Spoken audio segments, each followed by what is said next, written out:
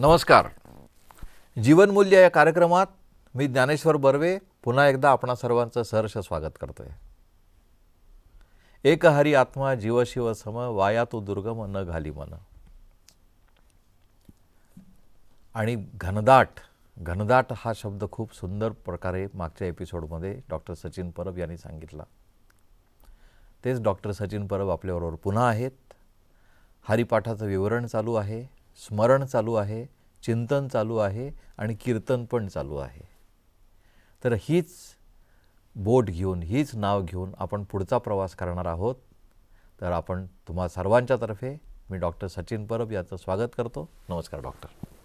ओम शांती. भरला घनदाट हरी दिसे मागच्या अभंगात आपण पाहिला. दुसरा अभंग पूर्ण झाला. खरंच मला असं वाटतं, मागे पण आपण पाहिलं की परमात्मा प्राप्ती झाल्यावर, असे सुंदर अनुभव झाल्यावर तिथे थांबलं पाहिजे. We should not rush. Yes. तो अनुभव सिंक व्हायला द्यायचा थोडा. आता आपले एपिसोड चालले आहेत आणि वेळेची आपल्याकडे लिमिटेशन असल्यामुळे आपण एक येतो आहे. पण पुन्हा मला असं वाटतं की पहिला अभंग पुरेसा आहे. दुसऱ्या अभंगात घनदाट दिसल्यानंतर थांबा तिथे. Stay there. When you are reach there, stay there. Stay in that consciousness. त्या चेतनेमध्ये तुम्ही स्थित राहा. कारण जेव्हा तुम्हाला घनदाट परमात्मा सगळीकडे अनुभव होतो आहे, ही अतिशय सुंदर अवस्था आहे. म्हणजे तुम्ही आणि परमात्मा असे कंबाईंड झालेले आहात आणि एकरूप झालेला आहात तुम्ही. एक घास 32 वेळेला चवून खा म्हणतात. त्याचा अर्थ असा आहे की त्याच्यात स्थित व्हा, त्याच्यात रममाण व्हा. तसं मला वाटतं हा भरला घनदाट हरी दिसे हा जो अनुभव आहे त्याच्यात पूर्णपणे रममाण व्हायला पाहिजे आणि त्याच्यातून बाहेर पडूच नका. तुम्ही जेव्हा समुद्रामध्ये स्नान करायला जाता तेव्हा डुबकी मारून बाहेर येऊ नका. आतमध्येच राहा समुद्रामध्ये. ते अनुभव घ्या. तो अनुभव घेणाऱ्यालाच माहिती आहे की पाण्याखाली पोहणं म्हणजे काय असतं ते. तर तो अनुभव खरंच इतका सुंदर आहे. घनदाट हरी सगळीकडे वसलेला आहे आणि त्याच्या सुखामध्ये, परम आनंदामध्ये मी स्वतःला ठेवायचं आहे. आणि तो जेव्हा मी त्या अनुभवात राहतो तेव्हा तिसरा अभंग चालू होतो आणि मला त्याची क्लॅरिटी यायला लागते. तो कसा आहे आणि मला कळतं की हे जग कसं आहे आणि परमात्मा कसा आहे. आता माऊलीचा अनुभव आहे की तो एकदा अनुभव आला की मला हे जग असार दिसायला लागतं, मिथ्या दिसायला लागतं. आपण नुसतं शास्त्र वाचून बोलणं की ब्रह्मम सत्यम जगन मिथ्या आहे, मिथ्या आहे नाही, पण अनुभव करून तेव्हा ती अवस्था आपल्याला प्राप्त व्हायला पाहिजे. आणि मला असं वाटतं माऊलीने तो अनुभव घेतलेला आहे. म्हणून हा जो तिसरा अभंग आहे तो म्हणतो, त्रिगुण असार निर्गुण हे सार, सारा सार विचार हरिपाठ. ओके. आपल्या चारी बाजूला जो संसार आहे तो त्रिगुणात्मक आहे. तर इथे त्रिगुण म्हणजे सत्व, रज आणि तम हे 3 गुणाने तो भारलेला आहे. सर्व गुण संपन्नातला गुण नाही. हे गुण वेगळे आहेत. हे गुण वेगळे. त्रिगुणात्मक प्रकृती आपण जेव्हा म्हणतो तर त्रिगुणात्मक म्हणजे सत्व, रज आणि तम या 3 गुणात्मक प्रकृती आहे.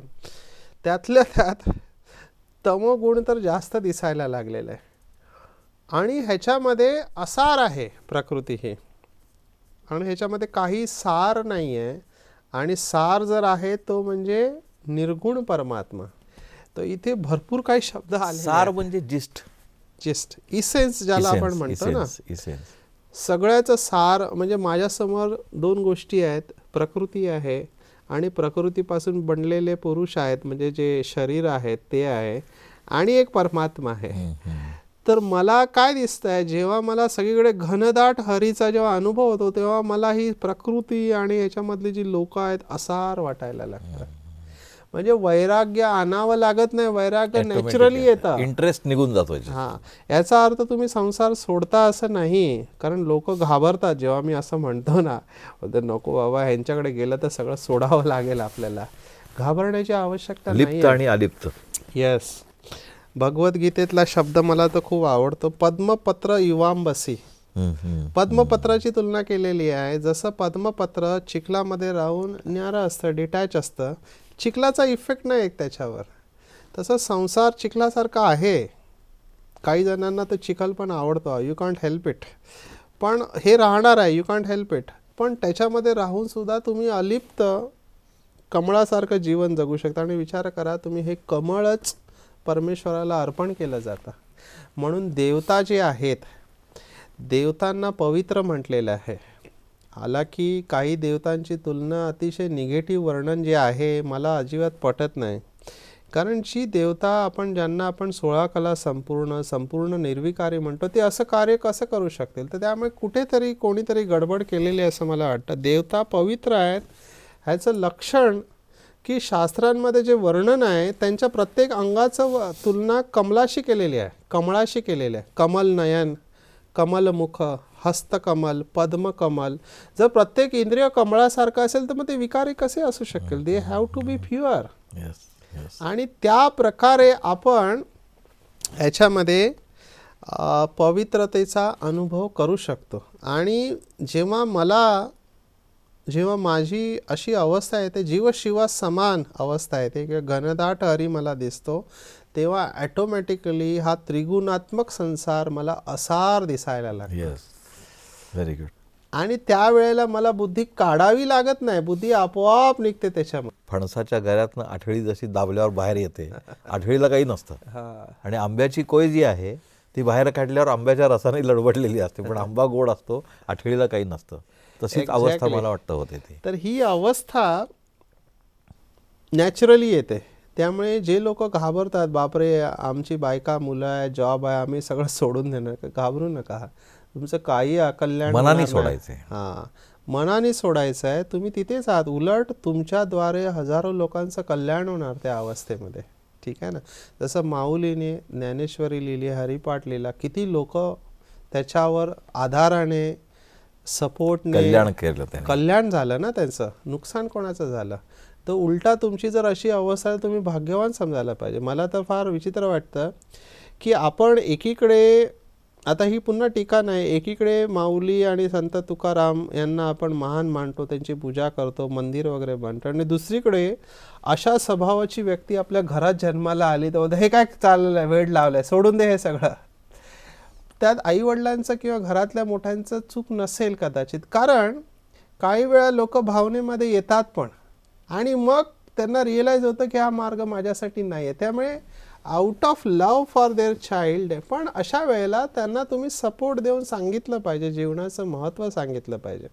माझ्याकडे अशी काही जण येतात, येऊन बोलतात मला मेडिटेशन करायचं, बस खूप चांगलं आहे, निगेटिव्हिटी नाही, मला बिलकुल पवित्र राहायचं आहे, आणि वगैरे वगैरे मोठमोठ्या गोष्टी करतात. मी म्हणतो okay, hold down, relax, slow and study जा बाबा. तू पहिलं समजून घे, तू तुझं शिक्षण पूर्ण कर, तू स्टेबल राहा, स्वतःच्या पायावर उभा राहा, जबाबदारी कर, आणि then you think about it. Don't just immediately take decisions. कारण ती मग टिकत नाही, ती अवस्था टिकत नाही. आणि मग ती लोक बघतात की हा अगोदर ह्यानी स्पिरिच्युअलिटी जॉईन केलं, हा मेडिटेशन केलं, आणि ह्याची अवस्था झाली, म्हणून मेडिटेशन पासून दूर वाया गेला. हा तर बरोबर आहे एक प्रकारे त्यांचं. मी म्हणेन स्लो अँड स्टडी जा. हालाकी अध्यात्मामध्ये स्लो अँड स्टडी जायचं नसतं असं माझं वैयक्तिक मत आहे. अध्यात्मामध्ये भाग घ्यायचा नसतो, उडी घ्यायची असते. It is like you just surrender. काठावर बसून कसं पोहतात, हात मारतात ते नाही बघायचं, तर you have to jump. Yes. तर पण इथे हा माऊलीचा अनुभव आहे की त्रिगुण असार, निर्गुण हे सार. तर इथे हा निर्गुण शब्द जो आहे हा परमात्मा वाचक शब्द आहे. परमात्म्याला जशी सगुण साकार आणि निर्गुण निराकार हा जो शब्द वापरलेला आहे, तर निर्गुण निराकार, तर निर्गुण याचा काही जण अर्थ काढतात की त्याच्यामध्ये काहीच गुण नाही आहे. तर तसा अर्थ नाही आहे इथे. निर्गुण म्हणजे ज्याच्यामध्ये आपल्यासारखे प्रकृतीचे गुण नाही आहेत. पण तो निर्गुण कसा असू शकेल परमात्मा? तुम्ही विचार करा, ज्या परमात्म्याला आपण सुख करता प्रेमाचा सागर असं म्हणतो, तो निर्गुण कसा असू शकेल? तर त्याचे गुण आहेत आणि त्याची एवढी महिमा आहे. तो शांतीचा त्रिगुणात्मक जो आहे त्याचे परिणाम त्याच्यावर होत नसतील. येस, म्हणून त्याला निर्गुण म्हणतात. येस, हा एक अर्थ झाला. आणि प्रकृतीचे गुण नाही आहे त्याच्यामध्ये, प्रकृतीचा प्रभाव नाही पडत, आणि हे सत्व रज तमोच्या पलीकडे आहे तो. पण एकीकडे बघायला गेलं तर सत्वाचा सत्वगुण त्याच्यामध्ये पूर्णपणे भरलेला आहे, पण काही जण त्याला डिटॅच करतात, ते म्हणतात सत्वगुण पण त्याच्यामध्ये नाही आहे. मला असं वाटत नाही. का? कारण परमात्म्याच्या आठवणीत राहिल्यावर आपल्यामध्ये सत्वगुणाची प्रभाव पर्सेंटेज वाढायला लागतात, तर तो सत्वगुण आपल्यामध्ये यायला लागतो ना. म्हणून जो सतयुग हा जो शब्द आहे हा सत्वगुणाचा प्रभाव आहे. एकाने मला खूप चांगलं सांगितलं, हा त्रिगुण संसार कसा आहे की एका महिन्यामध्ये 4 आठवडे असतात. त्या 4 आठवड्यामध्ये आपण एका पूर्ण कल्पाचं ट्रिप होते आपली. म्हटलं कसं काय? तो पहिला आठवडा सॅलरी झालेली असते, पैसे भरपूर असतात, तर आम्ही एकदम गोल्डन एजमध्ये असतो, कोणत्याही गोष्टीची कमी नाही. दुसऱ्या आठवड्यात खर्च झालेले असतात, पण तरीही काही चणचण जाणवत नाही आहे. म्हणजे बऱ्यापैकी दुसरा आठवडा पण जातो, तर त्रेतायुग आहे, त्रुटी आलेली आहे. पण तिसऱ्या आठवड्यामध्ये ड्रास्टिक डिफरन्स जाणवायला लागतो, 50% पेक्षा कमी झालेला आहे. त्यामुळे भांडणं चालू होतात की हे घ्यायचं की नाही घ्यायचं. सुरुवातीला पहिल्या 2 आठवड्यात अजिबात विचार चालत नाही, आणि द्वापर म्हणजे 2 पूर होतात, घ्यायचं नाही घ्यायचं, हे आवश्यक आहे की नाही आवश्यक आहे. आणि कलियुग, ज्याला कलहचं युग म्हणतात, म्हणजे शेवटचा आठवडा नुसती भांडण चालू असतात, कारण पैसे अतिशय संपायला आलेले असतात. आणि 4 युगांची यात्रा झाली एका महिन्यात. हा, आणि मग संगम युग ज्याला म्हटलेलं आहे, ज्या युगात परमात्मा या सृष्टीवर, तो म्हणजे की सकाळी काही नाही आणि माझी सॅलरी संध्याकाळी डिपॉझिट होणार आहे, तो संगम युग पर्यंत. त्यावेळेला पूर्ण भरपूर सकाळी अपेक्षानेच आनंद होतो की आता सॅलरी होणार आहे. हा, तर हे त्रिगुणात्मक असंच आहे की दिवसाची सुरुवात जर तुम्ही बघितलं ना, तर सर्वसाधारणपणे सकाळची वेळ ही सत्वगुणाची म्हटलेली आहे.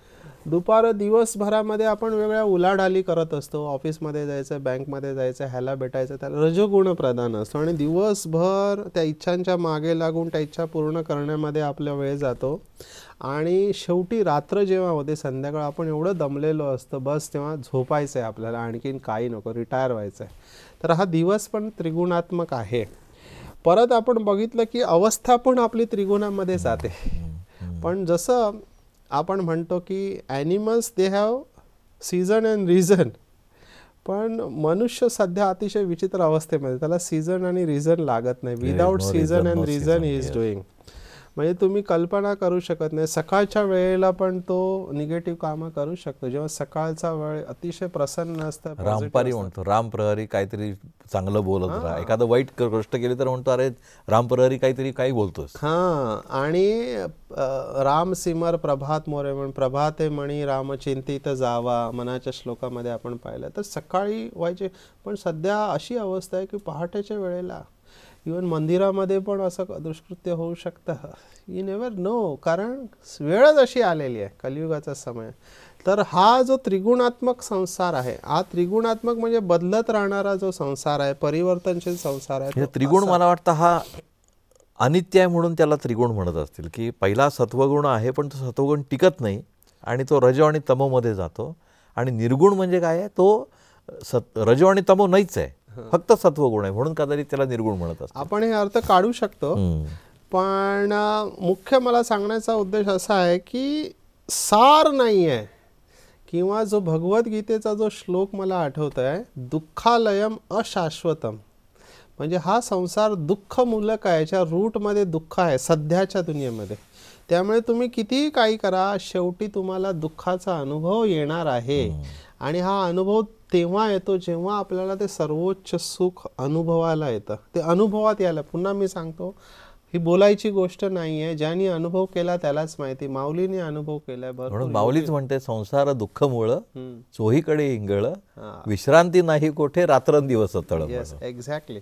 आणि ही अवस्था, आणि याचं वर्णन अतिशय सुंदर केलेलं आहे शास्त्रांमध्ये. काही वेळेला इतकं समर्पक आहे की जी अशांती, तुम्ही आता जो शब्द वापरला ना, त्याचं उदाहरण मी जेव्हा वाचलं, आणि जेव्हा आता माझ्याकडे जे पेशंट येतात, चांगल्या चांगल्या घरातले लोक, तेव्हा मी बघतो किती फिट बसतं की त्यांनी जे उदाहरण दिलं आहे ते दिलं आहे माकडाचं.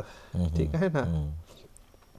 आता मरकट स्वभावताच कसं असतं, रेस्टलेस, बेचैन. तुम्ही विचार करा, ते मरकटासारखं आपलं मन, आणि तो मरकट किंवा तो माकड तुम्ही विचार करा, त्या माकडाने दारू पिली, त्याची अवस्था काय होईल? आधीचं मरकट तशात मद्य प्याला. हा, मद्य प्याला.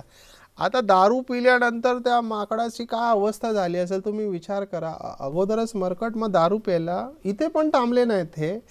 त्याच्यानंतर त्याला विंचू चावला आणि विंचू चावल्यानंतर त्याचं विष जे संपूर्ण शरीरामध्ये पसरतं आणि त्याची अवस्था काय झाली असेल इथे पण मी समजू शकतो. पण तिथे पण थांबले नाही शास्त्रवादी आणि मग त्यांनी उपमा दिली की अशा माकडाला ज्याने दारू पिली आणि विंचू चावला त्याच्यामध्ये पिशाच्याने प्रवेश केला. अरे बापरे. म्हणा हे हाईट ऑफ अशांती आहे. ह्याच्यापेक्षा जास्त अशांती आणखीन काय असू शकेल? आणि अशा अशांत स्वरूप अवस्थेमध्ये तुम्हाला जर कुठे सार असेल तर ते म्हणजे परमात्मा. परमात्माच्या शरण जोपर्यंत तुम्ही जाणार नाही तोपर्यंत तुम्हाला शांती मिळू शकत नाही. मला लोक भरपूर म्हणतात तुम्हाला काय माहिती इंद्रिय सुखाचा अनुभव काय असतं. तर मी म्हटलं आय एम नॉट डिनाईंग, इंद्रियामध्ये सुख आहे, आय ॲग्री इट. पण ते कसं आहे माहिती आहे, अल्पकालचं आहे आणि शॅलो आहे. आणि अतिंद्रिय सुख म्हणून जो शब्द आहे एक इंद्रिय सुख आणि अतिंद्रिय सुख. चांगलं खाल्लं की बरं वाटतं, I agree with it, there nothing wrong. हीच जी सगळी इंद्रिय आहेत ते आपल्याला सुख देतात अल्पकाल आणि बांधण्याचा प्रवाह त्याच्यामध्ये जास्त असतं. तुम्ही जर त्याच्या प्रभावामध्ये येत नाही, त्याच्यापासून डिटॅच राहू शकता, फार मोठी गोष्ट आहे. पण ते सगळ्यांना जमत नाही आहे, ते कठीण आहे. ते योगी लोकांना जमते, ते पण चांगले जे योगी असतील त्यांना जमतं, अदरवाईज इट इज टफ. त्यामुळे ह्याच्यामध्ये न जाता निर्गुण हे सार आणि सारा सार विचार हरी पाठ. फक्त हरी हरी आणि हरी. हरी मुखे म्हणा, हरी मुखे म्हणा. पाठ पडवला, पाठ पक्का केला. हा मला वाटतं ग्रहपाठ जो आहे, ग्रहपाठ हा सगळ्यांनी आपल्याला ग्रहपाठच घालून दिला ज्ञानदेवानी, माऊलींनी, की काय करायचंय. त्यामुळे हा शब्द खूप सुंदर आहे, सारा सार विचार. तुम्ही म्हणाल की सगळ्याचं सार काय असेल, मागे पण हा शब्द आला, तर तो एकच विचार आहे, विचार हरिपाठ. सारासार हा शब्द मला खूप आवडला. त्याच्यात सार पण आहे आणि असार पण आहे. काय असार आहे ते सांगितलं. त्रिगुण जे आहे तो असार आहे आणि सार काय आहे ते निर्गुण आहे. म्हणून सार आणि असार, आणि तो सार आणि सार काय आहे तर हरिपाठ आहे. आणि पुढचा जो श्लोक आहे अभंगामध्ये की सगुण निर्गुण गुणाचे अगुण, सगुणी निर्गुण गुणाचे अगुण, हरी विन व्यन मन व्यर्थ जाय. तर मला हा शब्द जेव्हापासून मी वाचला आहे फार भावून गेला की व्यर्थ शब्द मागच्या अभंगामध्ये पण आपण पाहिलेला की वाया व्यर्थ कथान सांडी मार्ग. आणि आता आपण म्हणतोय की हरी विन मन व्यर्थ जाय, सगुण निर्गुण गुणाचे अगुण, हरी विन मन व्यर्थ जाय. आणि मला इथे आणखीन आठवलं की कसे सर्व संतांच्या बोलण्यामध्ये एक वाक्यता आहे. आपण मनाच्या श्लोकामध्ये पण पाहिलं है ना, जी घडी राघवे विन गेली, जीवा तेतुवा आपली हानी केली. रामदास स्वामी म्हणतायत, समर्थ म्हणतायत की जी घडी परमात्म्याच्या स्मृतीशिवाय तू घालवलीस, तुझी हानी झाली, यू आर लॉस्ट देअर. तर स्वतःचं नुकसान करू घेऊ नको. आणि इथे हरी विन मन व्यर्थ जाय. गुण आणि दोष हे दोन शब्द आहेत, सायमल्टेनियसली येतात. जिथे दोष आहे तिथे गुण नाही, जिथे गुण आहे तिथे दोष नाही. हा एक झाला. आणि गुण दोषाचं काम करू शकतात, हे जरा समजणं कठीण आहे. जिथे दोष आहे तिथे गुण नाही हे तर आपल्याला स्पष्ट दिसतं. पण माऊलीने इथे दोष शब्द नाही वापरलेला, अगुण शब्द वापरलेला आहे. जसं गुण आणि निर्गुण आणि अगुण हे तीन शब्द आहेत. मला जे इथे दिसत आहे ते म्हणजे जेव्हा माझ्यामध्ये गुण यायला लागतात जे दुसऱ्यांमध्ये नाही आहेत, तर ते गुण येणं माझ्यामधल्या निगेटिव्हिटीला जागृत करू शकतं. एक प्रकारे त्या गुणांचा पण अहंकार मला येऊ शकतो आणि मग तोच गुण अगुणाला कारणीभूत ठरतो. फॉर एक्झाम्पल, एका व्यक्तीने खूप सुंदर सांगितलं की एक व्यक्ती खूप चांगले बिहेवियरमध्ये, खूप चांगले आणि फेमस, लोक त्यांना स्वीकार करायचे आणि त्यांचा बायोडाटा सांगत होते आणि ते खरोखरच खूप चांगले होते. पण बायोडाटा सांगताना एक पॉईंट त्यांच्याकडून राहून गेला. तर हे त्याला म्हणाले की माझ्या नम्रतेबद्दल पण सांग ना त्या लोकांना. अच्छा, ओके ओके. तुमच्यामध्ये नम्रता चांगली गुण आहे, पण नम्रतेबद्दल सांगायची आवश्यकता नाही आहे ना. याचा अर्थ काय, तो गुण आहे पण त्या गुणाने आसक्ती तुमच्यामध्ये निर्माण केली आहे आणि तो गुण अगुण झालेला आहे. तर असं पण होऊ शकतं. म्हणजे हरीचं जर का स्मृती गेली तर तो गुणांचा पण अगुण होऊ शकतो, आणि हरीची स्मृती असेल तर निर्गुण होऊ शकतो. आणि फार सूक्ष्म आहे ही गोष्ट. सगळ्यात शेवटचा जो पेपर अध्यात्मामध्ये आम्हाला सांगितला गेला आहे तो म्हणजे अहंकार. लास्ट जो जातो मनुष्यातून संपूर्ण अवस्थेत तो म्हणजे अहंकार. आणि अहंकार अतिशय सूक्ष्म गोष्ट आहे. It is very tough. म्हणजे जसं डॉक्टर सचिन मध्ये इगो आहे तर त्यांना तो बाय डिफॉल्ट आहे. बाकीचे आणायला इन्कल्केट करता येतात, हा बाय डिफॉल्ट आहेच. आणि तो रूप कसं घेऊन येतो, कसं काही वेळेला म्हणतात ना की तमोगुण सत्वगुणाचं रूप घेऊन येतं.